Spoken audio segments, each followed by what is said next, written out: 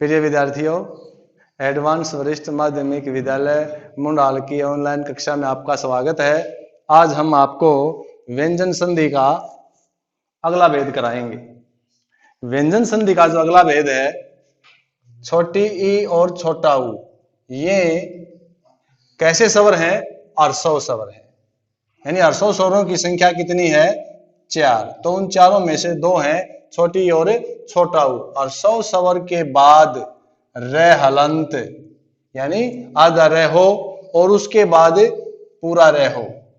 यानी हर्षव स्वर ई और ऊ के बाद रे हलंत हो और उसके बाद रे वर्ण आता है। तो हर्षव कौन से? छोटी ई और छोटा ऊ।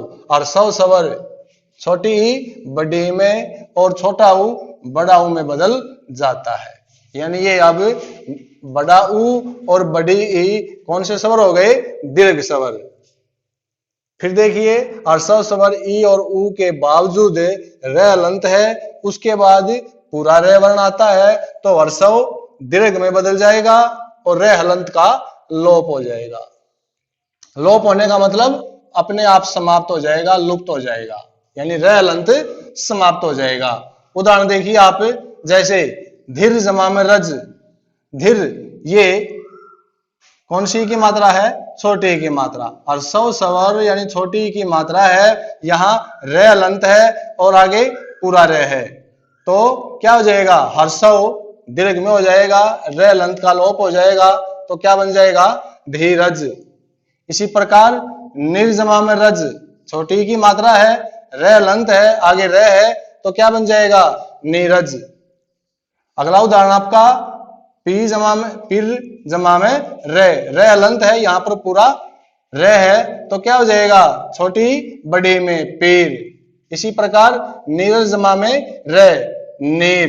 ये थे आपके ई वाले नियम, यानी हर्षव स्वर ई के नियम। अगला आपका हर्षव स्वर ऊ, पुर जमा में रक, क्या हो जाएगा?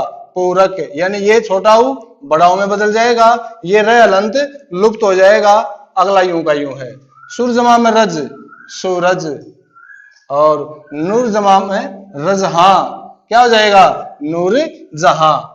तो ये थी आपके व्यंजन संधि का हर्षव से दीर्घ हो जाना। तो ये तो थी आपकी व्यंजन संधि जो आपके सिलेबस में है। ये हिंदी में जो व्यंजन संधि आई है संस्कृत भाषा से, यानी जो आपको अब तक व्यंजन संधि करवाई गई है, वे संधियां थी संस्कृत से हिंदी में जैसी की तैसी।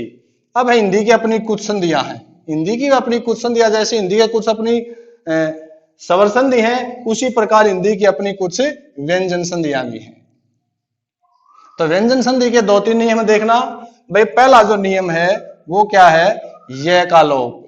व्यंजन संधि का जो अपना, हिंदी की व्यंजन संधि का जो अपना पहला नियम है, य वर्ण का लोप। कैसे होता है? की जमा में ए, यहां भी बड़ी है, यहां भी बड़ी है, तो ये का लोप हो जाएगा। अब बड़ी जमा बड़ी फिर बड़ी ई और छोटी जमा बड़ी फिर बड़ी, तो इसलिए किसका लोप हो गया? ये का। की जमा में ई क्या बन गई? के। इसी प्रकार पी जमा में ई, ये पता चल गया आपको? बड़ी जमा बड़ी, यह का लोप हो जाएगा, बड़ी जमा बड़ी, और फिर इस बड़ी के साथ छोटी का मेल होगा तो भी बड़ी, पी। इसी प्रकार दी जमा में ई, दी। ये था आपका यह का लोप। अगला नियम है का लोप। है का लोप कैसे है? यह जमा में ही, यह जमा में ही क्या हो जाएगा? यही। है का लोप हो जाएगा, ये है इसके साथ जुड़ जाएगा यही। कहे जमा में ही, कहीं। ये थी आपकी है के नियम, है के लोप का नियम। उसके बाद आपका हिंदी का व्यंजन संधि का तीसरा नियम, बै जमा में है, तो क्या वर्ण बनता है? भय। बै जमा में है, भय।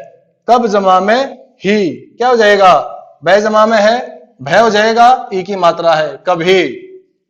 तब जमा में ही, तभी। और सब जमा में ही, सभी। तो ये थी आपकी व्यंजन संधियां। आज हमारा जो विषय है ये व्यंजन संधि का पूरी की पूरी आज हमारी जो है समाप्त हो गई है। किसी बच्चे को किसी प्रकार की समस्या है संधि में तो संपर्क कर लीजिए। धन्यवाद।